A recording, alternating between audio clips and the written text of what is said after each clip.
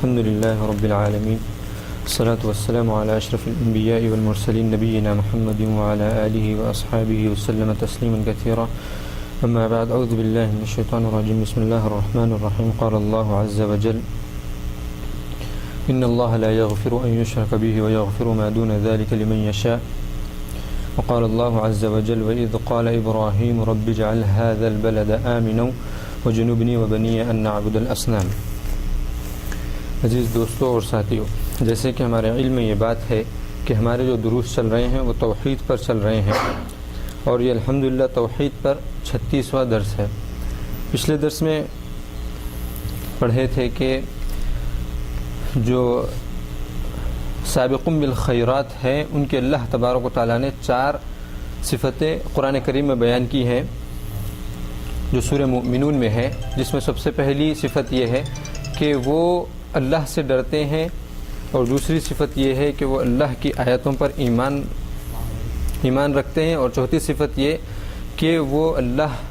رب العزت کے ساتھ کسی کو شریک نہیں کرتے، اور چوتھی اور آخری صفت یہ کہ وہ اللہ تبارک و تعالیٰ اللہ تعالیٰ نے ان کو جو مال دیا ہے اس میں وہ اللہ کی راہ میں خرچ کرتے ہیں. اسی طریقے سے ہم پڑھے تھے کہ ابراہیم علیہ السلام سے ہم کو دین کے جو 3 اصول ہیں وہ اصول ہم کو سیکھنے ملتے ہیں. سب سے پہلا اصل جو ہے علم حاصل کرنا، اور دوسرا اصل عمل کرنا، اور تیسرا اور آخری جو دین کے اصول میں سے ہے کہ کس طریقے سے تبلیغ کرنا، اور تبلیغ میں جو مصیبتیں آتے ہیں اس پر صبر کرنا. یہ ابراہیم علیہ السلام سے ہم سیکھ سکتے ہیں. اور ابراہیم علیہ السلام کو اللہ تبارک و تعالیٰ نے مثال کے ذریعے سے پیش کیا ہے کہ یہ تمہارے لیے توحید میں سب سے بڑی مثال ہے رسول اللہ صلی اللہ علیہ وسلم کے بعد. اور ابراہیم علیہ السلام کو اللہ تبارک و تعالیٰ نے قانتاً کہا ہے. قانتاً کا مطلب جو ہمیشگی اختیار کرتے ہیں نیک کام پر اور دین پر. اسی طریقے سے ہم پچھلے درس میں یہ پڑھے تھے کہ علماء کرام نے بتایا کہ 4 جگہ سے ہم توحید کا علم حاصل کر سکتے ہیں. ایک ہے کتاب یعنی قرآن، اور دوسرے سنت یعنی احادیث، اور تیسری چیز ہے عقل جس سے ہم دین توحید سمجھ سکتے ہیں، اور چوتھی چیز اور آخری چیز ہے ائمہ کرام. اور اس میں ابراہیم علیہ السلام کا ذکر کیا تھا. اسی طریقے سے ہم پچھلے درس میں یہ بھی پڑھے تھے کہ قیامت کے دن رسول اللہ صلی اللہ علیہ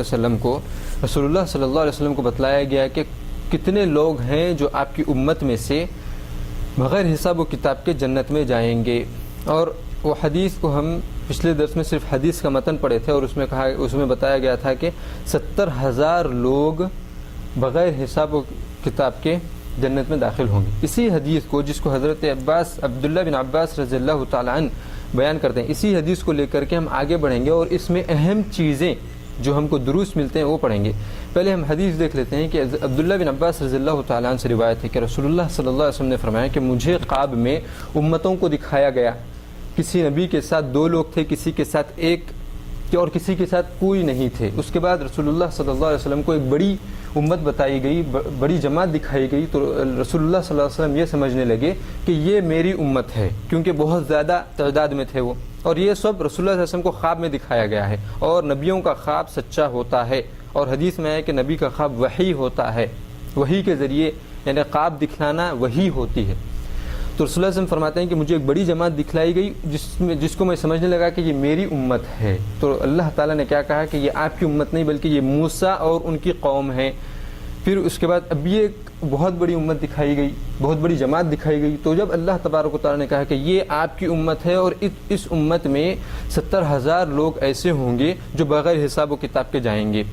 یہ حدیث سننے کے بعد صحابہ کرام ایک دوسرے سے، جب رسول اللہ صلی اللہ علیہ وسلم وہاں سے چلے گئے گھر میں، تو صحابہ کرام ایک دوسرے سے گفتگو کرنے لگے کہ یہ کون لوگ ہو سکتے ہیں. تو بعض نے کہا کہ یہ وہ لوگ ہو سکتے ہیں جو رسول اللہ صلی اللہ علیہ وسلم کے ساتھ تھے، اور بعض نے کہا کہ یہ وہ لوگ ہو سکتے ہیں جو اسلام میں پیدا ہوئے اور اسلام اللہ کے ساتھ کسی کو شریک نہیں کیے، یعنی بغیر شرک کیے کہ وہ اس دنیا سے گئے. اتنے میں رسول اللہ صلی اللہ علیہ وسلم تشریف لاتے ہیں اور کہتے ہیں کہ یہ وہ لوگ ہیں جو 70,000 جو لوگ ہیں وہ یہ ہیں جو رقیہ نہیں کروا لیتے ہیں، رقیہ شرعیہ نہیں کروا لیتے ہیں اور کروانا یہ دونوں الگ چیزیں، کرنا اور کروانا یہ دونوں الگ چیزیں ہیں. اس کا بتلاتا ہوں میں. دوسری صفت یہ بیان کی کہ یہ وہ لوگ ہیں جو دغوا نہیں لیتے ہیں، جو داغ نہیں لگوا لیتے ہیں. دوسرے تیسرے وہ لوگ ہیں جو بدفعلی نہیں کرتے ہیں، اور چوتھی اور آخری صفت بیان کی کہ یہ وہ لوگ ہیں جو اللہ پر توکل کرتے ہیں۔ اس حدیث کو سننے کے بعد، ان صفتوں کو سننے کے بعد صحابہ کرام جو بیٹھے ہوئے تھے اس میں عکاشہ بن محصن رضی اللہ تعالی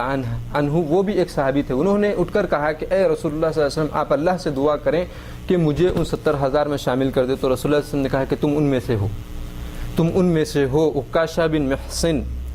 بن محصن یہ ہے ان کا نام۔ انہوں نے کہا کہ مجھے آپ ان لوگوں میں شامل کر دیں، اللہ سے دعا کریں کہ میں ان میں شامل ہو جاؤں۔ تو رسول اللہ صلی اللہ علیہ وسلم نے کہا کہ تم ان میں سے ہے۔ پھر اس کے بعد ابھی ایک صحابی کھڑے ہوئے، انہوں نے کہا کہ مجھے بھی آپ یہ دعا کریں اللہ سے کہ میں بھی ان میں شامل ہو جاؤں۔ تو رسول اللہ صلی اللہ علیہ وسلم نے کہا کہ تمہارے سے سبقت لے گئے عکاشہ، یعنی عکاشہ نے پہل کی ہے نیک کام میں۔ اور اس سے ہم کو کیا درس لینا ہے وہ میں آگے بتلاتا ہوں کہ ہم کو اس سے کیا چیز سیکھنا ہے۔ عکاشہ بن محصن سے ہم کو رضی اللہ تعالیٰ عنہ سے ہم کو کیا چیز سیکھنا ہے۔ یہ حدیث یہاں پر ختم ہوتی ہے۔ اس حدیث میں ہم کو سب سے پہلی چیز یہ معلوم ہوتی ہے کہ وحی خواب کے ذریعے سے بھی ہو سکتی ہے، ایک چیز۔ دوسری چیز، رسول اللہ صلی اللہ علیہ وسلم نے کہا کہ میں نے بعض نبیوں کو دیکھا کہ ان کے ساتھ 2 آدمی تھے، کسی کے ساتھ 1 اور کسی کے ساتھ کچھ نہیں۔ تو اس سے یہ معلوم ہوتا ہے کہ بعض انبیاء ایسے بھی تھے جنہوں نے دعوت و تبلیغ کی لیکن ان پر ایمان نہیں لائے کوئی بھی۔ تو کیا اس کا مطلب یہ نکلتا ہے کہ ان کے ساتھ کوئی بھی جنت میں نہیں گیا؟ تو کیا وہ اپنا جو تبلیغ تھی وہ اس کو پورا حق نہیں دیے، یا پھر وہ تبلیغ صحیح طریقے سے نہیں کیے؟ کیا ان کے اندر کچھ نقص رہ گیا تھا تبلیغ کرنے میں؟ ایسی بات نہیں ہے، بلکہ انہوں نے جس طریقے سے اللہ نے ان کو حکم دیا تھا اس طریقے سے انہیں تبلیغ کی، لیکن ان پر ایمان کوئی نہیں لایا اور وہ اس دنیا سے چلے گئے۔ جیسے کہ بنی اسرائیل میں سب سے زیادہ انبیاء کا اللہ تعالیٰ نے نزول کیا ہے، ان میں سے بعض انبیاء کو انہوں نے آتے ہی قتل کر دیا۔ تو کیا یہ مطلب ہوا؟ تو ویسے نبی بھی بغیر کسی آدمی کے، یعنی بغیر کسی متبع کے وہ جنت میں جائیں گے، تو کیا وہ جب قتل کیے گئے تو کیا اس کا مطلب یہ ہوا کہ انہوں نے دعوت و تبلیغ نہیں دی تھی؟ ایک ہی دن صحیح، بعض انبیاء جو آئے تھے بنی اسرائیل میں ان کو ایک ہی دن میں ختم کر دیا گیا جب وہ نبوت لے کر کے آئے، جب وہ اللہ کا احکام لے کر کے آئے۔ تو بتلانے کا مقصد کہ کوئی بھی نبی تبلیغ میں سے کسی بھی چیز کو چھپایا نہیں ہے، بلکہ انہوں نے پورا اپنی امانت کو صحیح طریقے سے ادا کی ہے۔ دوسری چیز، تیسری چیز ہم کو یہ معلوم ہوتی ہے کہ تمام انبیاء اور رسول اس دنیا میں آئے کتنے ہیں؟ 1,24,000۔ ان 1,24,000 میں اس حدیث میں 2 نبیوں کا ذکر ہے، 2 نبی اور رسول، جو نبی تھے اور رسول بھی تھے۔ ایک ہے موسیٰ علیہ السلام اور کس کا؟ رسول اللہ صلی اللہ علیہ وسلم کا ذکر ہے، اور ان دونوں ہی قوموں کا ذکر اس حدیث میں آیا ہے۔ اس حدیث میں ان دونوں ہی قوم، یعنی ایک بنی اسرائیل اور دوسرے امت محمدیہ صلی اللہ علیہ وسلم، ان دونوں کا ہی اس حدیث میں ذکر آیا ہے۔ انہی کو رسول اللہ صلی اللہ علیہ وسلم نے دیکھا ہے کہ یہ بڑی جماعت ہے۔ تو ہم کو یہاں پر یہ سمجھنا ہے کہ آخر موسیٰ علیہ السلام 1,24,000 انبیاء اور رسول میں سے رسول اللہ تبارک و تعالیٰ نے صرف موسیٰ علیہ السلام کو اور ان کی قوم کو کیوں دکھایا؟ سب سے پہلی چیز کہ اس میں ہم کو یہ معلوم ہوتا ہے کہ موسیٰ علیہ السلام کی عظمت، موسیٰ علیہ السلام، یہ حقیقت ہے کہ موسیٰ علیہ السلام اولو العزم میں سے ہے، سب سے بڑے رسولوں میں سے جو 5 ہے، لیکن 5 میں رسول اللہ صلی اللہ علیہ وسلم کو اگر ہم نکال دیں، یعنی نکال دیں کا مطلب یہ ہے کہ اگر ہم ان کو یہ حدیث میں وہ ہے موجود، لیکن ہم ابھی 4 کو دیکھیں جس میں نوح علیہ السلام، ابراہیم علیہ السلام، عیسیٰ علیہ السلام، موسیٰ علیہ السلام، تو 3 جو اور ہیں، ابراہیم علیہ السلام، نوح علیہ السلام اور عیسیٰ علیہ السلام، ان کو ذکر نہیں کیے بلکہ موسیٰ علیہ السلام کو ذکر کیا گیا ہے۔ تو اس سے یہ معلوم ہوتا ہے کہ بنی اسرائیل ایسی قوم ہوگی جو امت محمدیہ صلی اللہ علیہ وسلم کے بعد کثیر تعداد میں جنت میں داخل ہوگی۔ کیونکہ ہم کو دلیل یہاں پر مل رہی ہے کہ اس حدیث میں کیا کہا گیا کہ ایک بڑی جماعت دکھلائی گئی۔ تو رسول اللہ صلی اللہ علیہ وسلم نے اتنی بڑی جماعت جب دیکھی تو انہوں نے کیا سمجھا رسول اللہ صلی اللہ علیہ وسلم نے کہ یہ میری امت ہی ہو سکتی ہے اتنی کثیر تعداد میں۔ تو اس سے کیا معلوم ہوا کہ امت محمدیہ کے بعد اگر کوئی اور امت ہے جو کثیر تعداد میں جنت میں داخل ہوگی وہ ہے بنی اسرائیل۔ یہ تیسری چیز ہم کو معلوم ہوتی ہے، کیونکہ اس میں کسی بھی نبی یا کسی بھی قوم کا ذکر نہیں ہوا ہے کہ یہ قوم کو بتلایا گیا کہ اتنی کثیر تعداد ہے، صرف موسیٰ علیہ السلام کو ہی دکھلایا گیا۔ اور یہ تیسری چیز ہو گئی۔ چوتھی چیز ہم کو جو معلوم ہوتی ہے کہ موسیٰ علیہ السلام کو کس قوم کی طرف بھیجا گیا تھا یا کس آدمی کی طرف بھیجا گیا تھا تبلیغ کرنے کے لیے، دین کی دعوت دینے کے لیے۔ ایسا آدمی یا ایسا شخص جو اس دنیا میں نہ کبھی آیا تھا اس سے پہلے، نہ آیا ہے ابھی تک، نہ آئے گا، جس کو فرعون کہتے ہیں۔ فرعون، ہم بعض لوگوں کو آج کے زمانے میں جب کوئی حد سے زیادہ گزرتا ہے، قتل و غارت گری کرتا ہے، تو اس کو فرعون کی مثال دیتے ہیں، لیکن فرعون ہے بول کر کے ہم یہ ثابت نہیں کرتے۔ تو اس سے مطلب یہ ہوا کہ آج کے زمانے میں بھی اگر کوئی بھی کتنا بھی شر پھیلا لے، کوئی بھی کتنی بھی قتل و غارت گری کر لے، لیکن وہ فرعون کے مقابلے میں نہیں آ سکتا ہے، کیونکہ اللہ تبارک و تعالیٰ نے فرعون کو طاغوت کہا ہے۔ جب اللہ تبارک و تعالیٰ نے فرعون کو جب طاغوت کہا ہے، تو ہم نہیں ہوتے کہ کسی کو فرعون کہے، کسی کو فرعون کا مرتبہ ہم نہیں دے سکتے۔ تو یہ بتلانے کا مقصد کہ فرعون جیسا شخص اس دنیا میں کبھی نہ آیا تھا اور نہ ہی آیا گا، تو اس جیسے شخص کی طرف موسیٰ علیہ السلام کو اللہ تبارک و تعالیٰ نے بھیجا، اور موسیٰ علیہ السلام کو اسی لیے کہ اس شخص سے جا کر کے موسیٰ علیہ السلام نے بات کی، اس کو دعوت و تبلیغ دی، وہاں سے جو مصیبتیں ان پر آئیں ان پر وہ صبر کیے،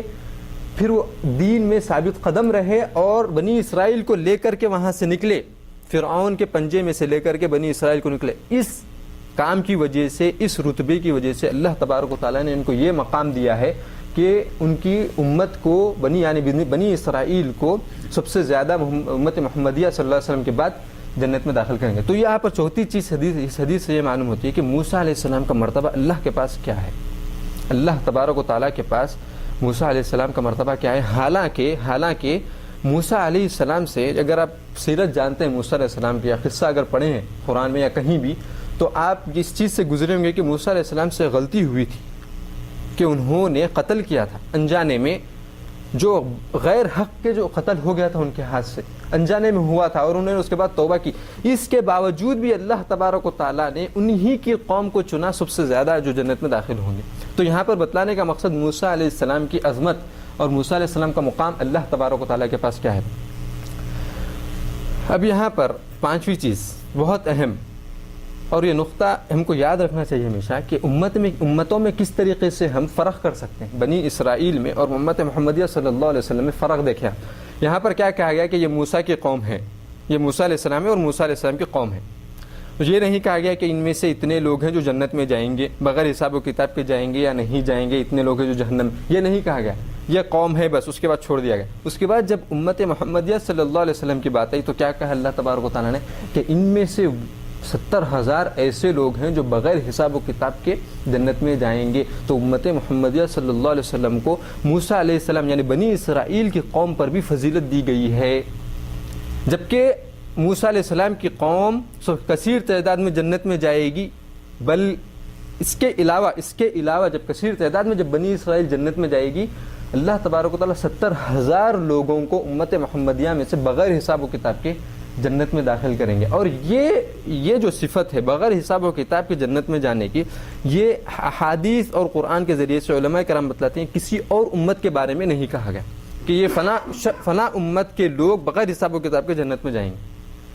کہیں بھی یہ ذکر نہیں کیا گیا ہے۔ علماء کرام فرماتے ہیں کہیں بھی اس کا ذکر نہیں آیا ہے کہ اس میں سے کوئی لوگ بغیر حساب و کتاب کے جائیں گے سوائے امت محمدیہ صلی اللہ علیہ وسلم۔ جب یہ کہا گیا کہ 70,000 لوگ بغیر حساب و کتاب کے جنت میں جائیں گے، تو دوسری حدیث میں آتا ہے کہ رسول اللہ صلی اللہ علیہ وسلم نے زیادتی چاہی، کیونکہ امت محمدیہ صلی اللہ علیہ وسلم کا جب ہم تعداد دیکھتے ہیں تو 70,000 کوئی معنی نہیں رکھتی ہے۔ آج کے زمانے میں اب اگر ہمارے عقل سے بھی ہم سوچیں گے کہ 70,000 لوگ اگر اس امت محمدیہ صلی اللہ علیہ وسلم میں سے جنت میں بغیر حساب و کتاب کے جا رہے ہیں، تو 1% بھی میں نہیں سمجھتا کہ 1% بھی ہوں گے وہ لوگ۔ تو رسول اللہ صلی اللہ علیہ وسلم کو یہ چیز معلوم تھی کہ میری امت کی تعداد کتنی ہے، تو رسول اللہ صلی اللہ علیہ وسلم نے اللہ تبارک و تعالیٰ سے دعا کی کہ اس میں زیادتی کیجئے، اس میں آپ زیادتی کیجئے۔ تو اللہ تبارک و تعالیٰ نے کہا کہ ہر 1000 جو 70,000 جس کا ذکر کیا گیا ہے، اس میں سے ہر 1000 کے ساتھ اور 70,000 ہم داخل کریں گے بغیر حساب و کتاب کے۔ اللہ تبارک و تعالیٰ سے دعا ہے کہ ہم کو اور تمام لوگوں کو اللہ تبارک و تعالیٰ ان لوگوں میں شامل کر دے جو بغیر حساب و کتاب کے جنت میں جائیں گے، آمین۔ تو اس حدیث سے ہم کو یہ معلوم ہوا کہ 70,000 ایسے لوگ ہیں جو بغیر حساب و کتاب کے جنت میں جائیں گے۔ اس کے بعد صحابہ کرام رضی اللہ تعالیٰ نے کیا کہا کہ بعض لوگ ہیں جو یہ وہ لوگ ہوں گے جو رسول اللہ صلی اللہ علیہ وسلم کے ساتھ رہے ہیں، یا پھر وہ لوگ ہیں جو اسلام میں، تو انہوں نے اپنی رائے پیش کی ہے۔ تو اس سے ہم کو کیا معلوم ہوتا ہے کہ علم سیکھنے کی جستجو رہنا چاہیے۔ آپ کو کوئی چیز معلوم ہوئی ہے اور آپ کو پورا علم حاصل نہیں ہوا ہے تو آپ یہ نہیں سوچ لینا کہ میں کوشش کر لیا بس اب مجھے علم حاصل کرنے کی ضرورت نہیں ہے، مجھے اتنا معلوم ہو گیا بس، مجھے صرف فرض نماز پڑھنا ہے، مجھے روزے رکھنا ہے، مجھے حج کرنا، اتنا معلوم ہو گیا بس۔ علم حاصل کرنے کی جستجو رہنا چاہیے، جیسے کہ صحابہ کرام رضی اللہ تعالیٰ عنہ کے اندر تھی کہ انہوں نے علم حاصل کرنے کی کوشش کی کہ یہ کون لوگ ہو سکتے ہیں آخر، اچھا یہ وہ لوگ ہو سکتے ہیں، اچھا نہیں وہ یہ لوگ، تو اس سے بتلانے کا مقصد علم حاصل کرنے کی جستجو ہونا چاہیے۔ یہ ایک پوائنٹ ہم کو اس حدیث سے معلوم ہوتا ہے۔ ابھی ایک نقطہ ہم کو اس حدیث سے یہ معلوم ہوتا ہے کہ اس سے پہلے ہم کو یہ معلوم ہوتا ہے کہ اس میں رسول اللہ صلی اللہ علیہ وسلم نے 4 صفتیں بیان کی ہیں ان کی۔ اب ہم کو یہ 4 صفتیں سمجھنا بہت ضروری ہے کہ وہ لوگ ہیں جو رقیہ شرعیہ نہیں کروا لیتے ہیں۔ رقیہ شرعیہ اسلام میں جائز ہے اگر وہ قرآن کی آیتوں سے، دعاؤں سے اور جو صحیح احادیث ہیں اگر اس سے موجود ہو۔ اگر رقیہ شرعیہ کہتے کسے ہیں پہلے یہ سمجھنا ہے۔ رقیہ کہتے ہیں پڑھ کر کے کسی پر دم کرنا، کسی کو پھونکنا، اگر کسی کو کچھ تکلیف ہے تو اس کو دور کرنے کے لیے پھونکنا، کچھ پڑھ کر کے پھونکنا، اسے رقیہ کہتے ہیں۔ لغت میں، عربی زبان میں اسے رقیہ کہتے ہیں۔ رقیہ شرعیہ کسے کہتے ہیں کہ آپ قرآن کی جو آیتیں ہیں یا دعائیں ہیں اور جو احادیث میں جو دعائیں ہیں اس کو پڑھ کر کے کسی پر دم کرنا، کسی کو پھونکنا، کسی پر پھونکنا ہے، کسی چیز پر پھونک کر کسی کو پلانا، یہ سب چیزیں اسلام میں جائز ہیں۔ اس میں کوئی معنی نہیں ہے، اس میں کوئی شرک کی چیز نہیں ہے۔ شرط یہ ہے کہ وہ قرآن اور صحیح احادیث سے ہو، قرآن اور صحیح احادیث ہو، اپنی طرف سے من گھڑت چیزیں نہ ہوں، قرآن اور احادیث ہو۔ اور اس کی دلیل ہم کو احادیث سے ملتی ہے کہ ایک قصہ آتا ہے حدیث میں کہ ایک صحابی کو ایک سانپ نے ڈس لیا تھا تو انہوں نے فوری وہاں پر رقیہ شرعیہ انہوں نے خود پڑھ کر کے ان کو جہاں پر جو ڈسا تھا سانپ وہاں پر پڑھ کر کے پھونکے تو وہ ختم ہو گیا۔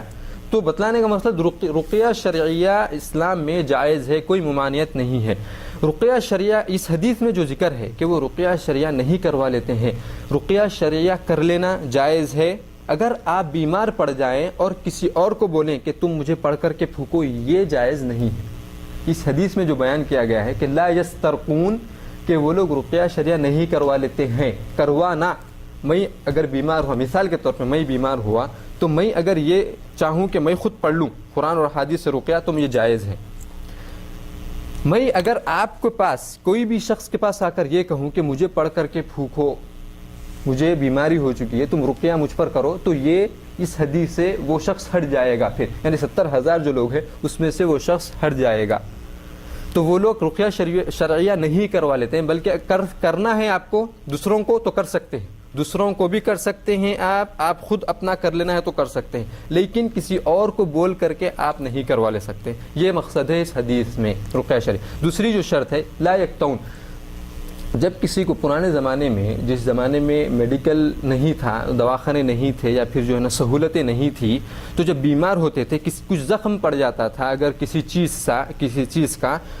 کسی تلوار کا یا کسی بھی چیز کا اگر زخم پڑ جاتا تو اس زخم کو سکھانے کے لیے، اس زخم کو ختم کرنے کے لیے لوہے کو آگ میں لگا کر کے اس کو داغتے تھے، اس جگہ پر داغتے تھے تاکہ وہ زخم وہاں پر جو خون بہ رہا ہے وہ رک جائے اور وہ زخم جلد سے جلد ختم ہو جائے۔ اور اس کے بارے میں احادیث بھی آئی ہیں کہ اس میں شفا ہے، یہ جو داغتے ہیں اس میں شفا ہے۔ لیکن اگر آپ اللہ تبارک و تعالیٰ پر توکل کرتے ہیں، اور اس کے بارے میں یہ جو داغنا ہے جو لوہے سے، اس کے بارے میں ممانعت بھی آئی ہے۔ رسول اللہ صلی اللہ علیہ وسلم اس کے بارے میں علماء کرام 4 چیز کہتے ہیں کہ یہ جائز بھی ہے، یہ ناجائز بھی ہے، یہ رسول اللہ صلی اللہ علیہ وسلم کے پاس مکروہ بھی ہے، یا اگر کوئی شخص یہ چاہتا ہے کہ اس کو ناپسند کرتا ہے تو وہ بھی ہے، جائز بھی ہے، ناجائز بھی ہے، اور یہ رسول اللہ صلی اللہ علیہ وسلم نے کہا کہ یہ مکروہ ہے، میں پسند نہیں کرتا، یہ بھی ہے، اور یا کوئی شخص اگر یہ چاہے کہ میں اس کو نہیں کرنا چاہتا ہوں تو یہ بھی کر سکتے ہیں۔ کسی کو اگر کرتے ہوئے آپ دیکھیں تو آپ یہ نہیں کر سکتے کہ یہ جہنمی ہے، انہوں نے جاہلیت کا کام کیا ہے۔ ہاں برابر انہوں نے غلط کیا ہے، لیکن وہ 70,000 لوگوں میں سے جو بغیر حساب و کتاب کے جنت میں جانے والے ان میں سے ہٹ جائیں گے۔ یہ سمجھنے کی چیز ہے بہت کہ داغنا صحیح ہے، داغنے سے کوئی گناہ نہیں ہے، لیکن اگر آپ کو مکروہ دکھتا ہے تو آپ چھوڑ سکتے ہیں۔ اگر آپ کو ضرورت ہے بہت ہی تو آپ دغوا بھی لے سکتے ہیں یا داغ بھی سکتے ہیں، اس میں کوئی ممانعت نہیں ہے۔ تو میں اس کی تفصیل میں جانا نہیں چاہتا ہوں کیونکہ اس میں زیادہ تفصیل میں جائیں گے تو بہت کنفیوز ہو جائے، لیکن بتلانے کا مقصد کہ اس حدیث میں جو ہے کہ وہ لوگ دغوا نہیں لیتے ہیں، داغ نہیں لگوا لیتے ہیں، دوسری صفت۔ تیسری صفت ولا یتطیرون کہ وہ لوگ بدفعلی نہیں کرتے۔ بدفعلی کہتے کسے ہیں کہ کوئی چیز اگر آپ کو کرنا ہے تو آپ کسی چیز کو اپنا رہبر بناتے ہیں کہ وہ اگر ایسا ہوا تو میں یہ کام کروں گا، وہ ایسا اگر نہیں ہوا تو میں یہ کام نہیں کروں گا۔ مثال کے طور پہ زمانے جاہلیت میں رسول اللہ صلی اللہ علیہ وسلم کے زمانے میں یا اس سے پہلے جب کوئی آدمی مثال کے طور پہ سفر کرنے کا ارادہ کرتا، سفر کرنے کا، یہاں سے مکہ جانا ہے، مدینہ کہیں بھی جانا ہے، اگر سفر کرنے کا ارادہ کرتا تو وہ ایک پرندے کو لیتا اور اڑاتا۔ اگر وہ پرندہ سیدھے طرف گیا تو وہ کہتا کہ یہ سفر میں خیر ہے، اس کو جانا چاہیے، اس میں کوئی نقصان نہیں ہے، تو وہ سفر پر نکلتا۔ اگر وہ پرندہ بائیں طرف چلے جاتا تو وہ شخص رک جاتا، وہ کہتا کہ نہیں، یہ پرندہ ادھر گیا تو اس کا مطلب یہ ہے کہ اس میں کوئی شر ہے، کوئی نقصان ہے، اس لیے وہ نہیں جاتا۔ تو یہ چیز وہ لوگ جو اللہ پر توکل کرتے ہیں وہ لوگ نہیں کرتے، تو اسے کہتے ہیں بدفعلی کرنا، بدفعلی لینا۔ کسی چیز کو آپ کرنے کے لیے کسی چیز کا سہارا لے کر کے اگر وہ چیز ہوئی تو آپ کرے اور اگر نہیں ہوئی تو نہیں کرے، اسے کہتے ہیں بدفعلی۔ تو یہ لوگ یہ چیز بھی نہیں کرتے۔ آخری صفت جس کو رسول اللہ صلی اللہ علیہ وسلم نے کہا کہ وہ اللہ پر توکل کرتے ہیں، اگر وہ شخص رقیہ شرعیہ نہیں کروا لیتا ہے اور وہ اللہ پر توکل نہیں کرتا ہے تو پھر تو بھی یعنی اس کے پاس تینوں چیزیں ہیں، یعنی وہ رقیہ شرعیہ نہیں کرواتا، نہ ہی وہ دغوا لیتا ہے اور نہ ہی وہ بدفعلی لیتا ہے، لیکن وہ اللہ پر توکل نہیں کرتا تو وہ ان لوگوں میں شامل نہیں ہے۔ بتلانے کا مقصد چاروں چیزیں ہونا ضروری ہے، اور اس میں جو اس زمانے میں ہم جس زمانے میں رہ رہے ہیں اس میں دو چیزیں ختم ہو چکی ہیں، تقریباً ختم ہو چکی ہیں، اور دو چیزیں بہت ہی کثیر تعداد میں موجود ہیں۔ ایک چیز ہے جو ختم ہو چکی ہے وہ دغوا لینا، لوہے کو لے کر کے وہ ختم ہو چکا ہے، کہیں بھی آپ کو نہیں دکھے گا، اور دوسری چیز ہے بدفعلی لینا، یہ بھی ختم ہو چکا ہے، الا یہ کہ کسی اور چیز سے کوئی لیتا ہو۔ یہ دو چیزیں اس زمانے میں ختم ہو چکی ہیں، لیکن جو دو چیزیں باقی ہیں وہ یہ ہیں کہ رقیہ شرعیہ آج کے زمانے میں لوگ اس کو دھندا بنا کر کے استعمال کرتے ہیں، دھندا بنا کر کے استعمال کرتے ہیں، یہ ایک الگ چیز ہے، یہ موضوع الگ ہے، لیکن بتلانے کا مقصد آپ کسی اور سے طلب نہ کریں۔ اگر آپ کسی اور کے پاس جا کر کے کروا لے رہے ہیں تو یہ صحیح نہیں ہے، ممانعت نہیں ہے، حرام نہیں ہے، کچھ نہیں ہے، کروا لے سکتے ہیں آپ جا کر کے، لیکن آپ ان لوگوں میں شامل نہیں ہوتے۔ اور دوسری چیز جو موجود ہے، اللہ پر توکل نہیں کرتے لوگ۔ جب کوئی بیمار ہوتا گھر میں تو ڈائریکٹ وہ کسی نہ کسی غلط فہمی میں پڑ جاتے ہیں کہ یہ اس کا اثر ہے، یہ اس کا اثر ہے، اللہ پر سے توکل ہٹ جاتا ہے ان کا، اور وہ شکوک اور شبہات میں پڑ جاتے ہیں۔ تو یہ دو چیزیں اس زمانے میں موجود ہیں۔ اس حدیث کو جب رسول اللہ صلی اللہ علیہ وسلم نے یہ چار صفتیں بیان کی، اس کے بعد عکاشہ بن محصن رضی اللہ تعالیٰ عنہ کیا کیے کہ وہ اٹھ کر کے کھڑے ہوئے اور کہنے لگے کہ اے اللہ مجھے، اے رسول اللہ صلی اللہ علیہ وسلم آپ دعا کریں اللہ سے کہ مجھے ان لوگوں میں شامل کر دیں۔ اس سے ہم کو کیا چیز معلوم ہوتی ہے کہ جب کبھی آپ کو کسی خیر چیز کے بارے میں معلوم ہو، کسی بھلائی کے بارے میں معلوم ہو، کسی نیکی کے بارے میں معلوم ہو تو آپ اس میں پہل کریں، آپ اس میں پہل کریں، جتنی کوشش ہو سکتی ہم سب کو، آپ نہیں بلکہ مجھے بھی، ہم سب کو چاہیے کہ ہم کو جب کوئی چیز معلوم ہوئی ہے کہ مثال کے طور پہ صدقہ دینا چاہیے، اس کی یہ فضیلتیں ہیں، تو اب ہم اس میں پہل کرنا چاہیے کہ میں کس طریقے سے کہاں پر صدقہ دے سکتا ہوں، تھوڑا ہی صحیح کہاں پر دے سکتا ہوں، کس وقت دے سکتا ہوں۔ یہ تو بتلانے کا مقصد کہ جب کبھی آپ کو کسی بھی اچھائی کے بارے میں معلوم ہو تو پہل کریں، آپ اس چیز میں پہل کریں۔ جیسے کہ عکاشہ بن محصن رضی اللہ تعالیٰ نے کیا پہل کی تو ان کو کیا مرتبہ ملا ان کو پہل کرنے سے مرتبہ کیا ملا ان کو، یہ سمجھنا ضروری ہے۔ پہل تو کی انہوں نے، مرتبہ کیا ملا ان کو؟ دنیا میں خوشخبری مل گئی کہ آپ بغیر حساب و کتاب کی جنت میں جانے والے ہیں، بغیر حساب و کتاب کی جنت میں جانے والے ہیں، ان کو دنیا میں خوشخبری مل گئی۔ نیک اعمال میں مبادرہ کرنا، ایک دوسرے سے سبقت لے جانا، یہ دلیل ہے کہ اللہ تبارک و تعالیٰ آپ کو قیامت کے دن جنت میں داخل کریں۔ یہ دلیل ہم کو ملتی ہے اس سے، ایک دوسرے سے سبقت لے جانے میں، نیک کاموں میں، اور جو نیک کامیں ثابت ہے یعنی رسول اللہ صلی اللہ علیہ وسلم کے طریقے پر ہے اور اللہ تبارک و تعالیٰ کے لیے ہوں، اس سے یہ چیز معلوم ہوتی ہے۔ ابھی ایک چیز ہم کو اس حدیث سے کیا معلوم ہوتی ہے کہ رسول اللہ صلی اللہ علیہ وسلم نے کیا کہا کہ تم جنتی ہو، تم ان لوگوں میں شامل ہو۔ تو اس سے علماء کرام نے کہا کہ یہ چیز کہ رسول اللہ صلی اللہ علیہ وسلم کا یہ کہنا کہ تم جنتی ہو، تم ان لوگوں میں شامل ہو، یہ نبوت کی دلیل ہے۔ یہ نبی کے علاوہ کسی اور شخص کا بات نہیں ہو سکتی، کوئی نبی کے علاوہ کوئی اور کسی اور شخص کی بات نہیں ہو سکتی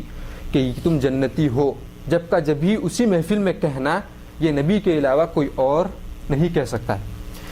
آخری چیز ہم کو اس حدیث سے جو معلوم ہوتی ہے، عکاشہ بن محصن رضی اللہ تعالیٰ عنہ کے بعد کون اٹھے؟ اور ایک صحابی اٹھے، اور انہوں نے کیا کہا کہ مجھے بھی ان میں شامل کر دیں، رسول اللہ صلی اللہ علیہ وسلم دعا کریں کہ میں بھی ان میں شامل ہو جاؤں۔ تو رسول اللہ صلی اللہ علیہ وسلم نے کیا کہا کہ عکاشہ تم سے سبقت لے گئے، تو نیک کاموں میں جو پہلا گیا ہے وہی کامیاب ہوا ہے، جو بعد میں آیا اس کا مرتبہ اس کے بعد ہی رہا ہے، اس کے بعد ہی رہا۔ اسی لیے علماء کرام کہتے ہیں کہ صحابہ کرام کے مرتبے تک، صحابہ کرام رضی اللہ تعالیٰ عنہم کے مرتبے تک پہنچنے والا کوئی آ ہی نہیں سکتا ہے۔ کیوں نہیں آ سکتا ہے؟ کیونکہ انہوں نے ہم کو سکھایا ہے۔ تو ہم جو بھی عمل کریں گے ان کا ثواب ان کو ملے گا سب سے پہلے، اس کے بعد ہم کو ملے گا۔ ہم نے کس سے دین سیکھا ہے؟ ہم تک دین کس طریقے سے آیا ہے؟ رسول اللہ صلی اللہ علیہ وسلم نے صحابہ رضی اللہ تعالیٰ عنہم کو دیا، اس کے بعد ہمارے پاس آیا، جو لوگ بیچ میں تھے وہ سب ملا کر کے جن لوگوں تک ہمارے پاس جو دین پہنچایا، وہ سب سے پہلے کون تھے پہنچانے والے؟ صحابہ کرام رضی اللہ تعالیٰ عنہم۔ تو اسی لیے کہتے ہیں کہ صحابہ کرام رضی اللہ تعالیٰ عنہم کے مرتبے تک پہنچنے کے لیے اگر آپ حرم میں پیدا ہونے سے لے کر کے مرتے دم تک 100 سال تک بھی اگر آپ حرم میں ہر ٹائم کی نماز، ہر سجدہ اگر آپ حرم، مسجد حرم میں، مکہ میں اگر آپ کریں گے، مسجد حرام میں، تو بھی آپ صحابہ کرام رضی اللہ تعالیٰ عنہم کے مرتبے تک نہیں پہنچ سکتے۔ کیوں؟ کیونکہ آپ جیسے ہی سجدہ کریں گے اس کا ثواب پہلے ان کو ملے گا، پھر آپ کو ملے گا۔ جیسے کہ حدیث میں آیا ہے کہ تم اگر کسی کو نیکی کی طرف بلاؤ گے تو تم کو بھی ثواب ملے گا، اور جو بلایا ہے اس کو بھی ثواب ملے گا۔ تو صحابہ کرام کے نیکیاں تو بڑھتے ہی جا رہے ہیں، تو ان کے مقام تک پہنچ نہیں سکتے۔ تو اس حدیث میں سب سے اہم چیز جو ہم کو معلوم ہوتی ہے کہ بغیر حساب و کتاب کے جو جنت میں جانے والے ہیں وہ لوگ ہیں جن کی تعداد رسول اللہ صلی اللہ علیہ وسلم نے اس حدیث سے جو معلوم ہوتی ہے وہ 70,000 ہیں، اور دوسری حدیث بھی میں آپ کو بتلایا کہ ہر 1000 کے ساتھ اور 70,000 جائیں گے۔ اور دوسری اہم چیز جو معلوم ہوتی ہے کہ 4 صفتیں ہیں ان کی کہ وہ رقیہ شریعہ نہیں کروا لیتے ہیں، وہ داغ نہیں لگوا لیتے ہیں، اور تیسری چیز کہ وہ بدفعلی نہیں کرتے، اور وہ چوتھی چیز کہ وہ اللہ پر توکل کرتے ہیں۔ اس کے بعد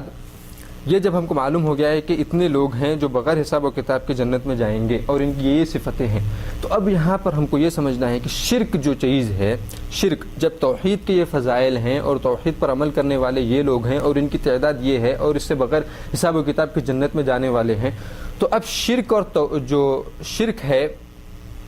اس سے ہم کو کس طریقے سے بچنا چاہیے اور کس طریقے سے ہم کو ڈرنا چاہیے کہ ہمارے ایمان میں اگر شرک آ جائے گا یا شرک کی بو بھی اگر آ جائے گی تو کیا ہمارا ایمان فاسد ہو سکتا ہے، اور ہم کو کس طریقے سے بچنا چاہیے شرک سے، کیا دعا ہے جس کو پڑھ کر ہم شرک جیسی چیز سے یا گناہ سے ہم بچ سکتے ہیں، اور شرک سے کیا ڈرنا ضروری ہے یا نہیں ہے، شرک سے ڈرنا ضروری ہے یا نہیں ہے۔ نیکیوں کا جب شرک کی بات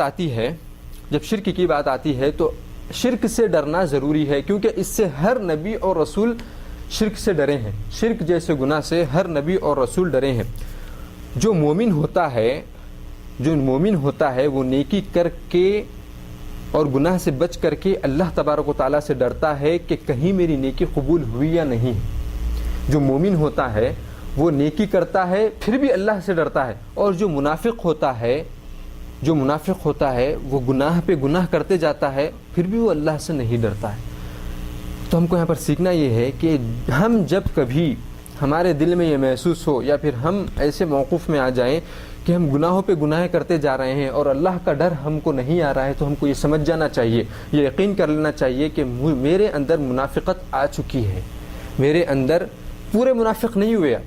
جس کو اللہ تبارک و تعالیٰ نے کہا کہ وہ درک الاسفل یعنی جہنم کے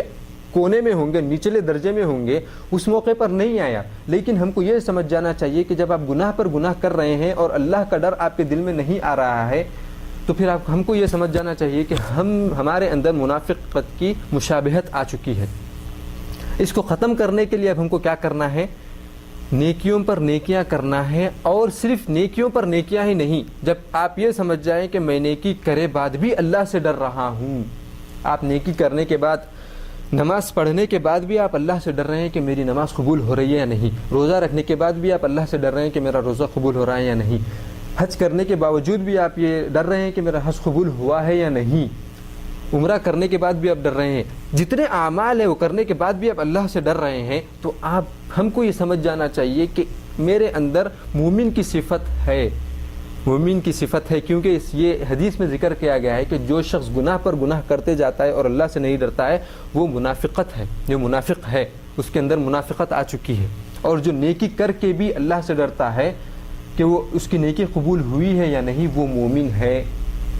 وہ مومن ہے۔ تو شرک سے ڈرنا یہ بہت ضروری ہے، شرک جیسے گناہ سے ڈرنا بہت ضروری ہے۔ حسن البصری رحمہ اللہ فرماتے ہیں ان المؤمن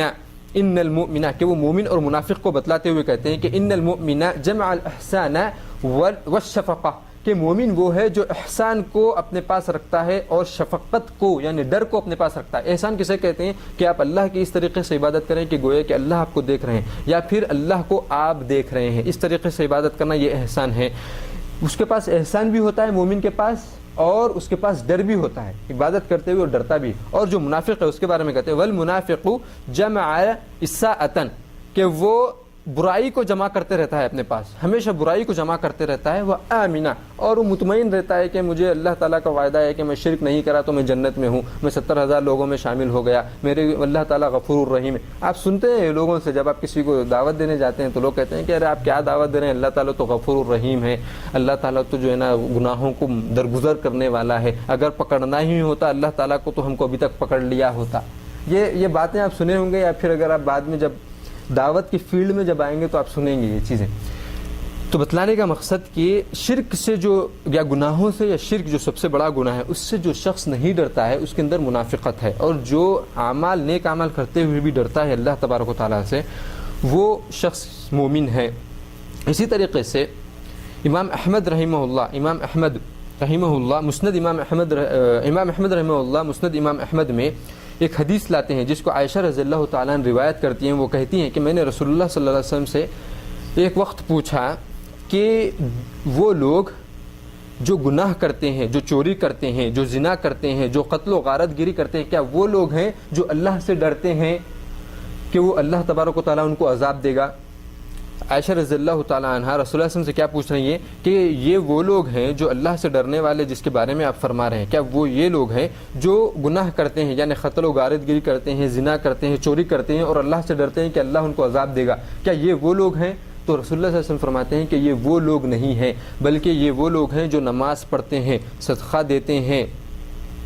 اور نیک کام کرتے ہیں، پھر بھی اللہ تبارک و تعالیٰ سے ڈرتے ہیں کہ ان کے اعمال کو اللہ تبارک و تعالیٰ قبول کیا ہے یا نہیں۔ تو اس حدیث سے جو امام احمد رحمہ اللہ نے ذکر کی ہے، عائشہ رضی اللہ تعالیٰ سے روایت کی ہے، تو اس سے ہم کو یہ دلیل ملتی ہے کہ نیکیاں کرنے کے باوجود بھی اللہ تبارک و تعالیٰ سے ڈرنا، کہ نیکیاں قبول ہوئی ہیں یا نہیں ہیں، یہ مومن کی دلیل ہے، کیونکہ رسول اللہ صلی اللہ علیہ وسلم نے کہا کہ وہ مومن ہے جو نیکی کرنے کے بعد بھی ڈرتا ہے۔ پھر صحیح بخاری میں، اور یہ آخری حدیث میں بیان کرتا ہوں اس درس کی، اور اس حدیث کا جو پچھلی حدیث میں بھی جو ذکر کیا ہوں اس سے بتلانے کا مقصد یہ ہے کہ گناہوں سے ڈرنا اور اس میں شرک جیسے گناہ سے ڈرنا مومن کی صفت ہے۔ کبھی بھی ہم کو شرک جیسے گناہ سے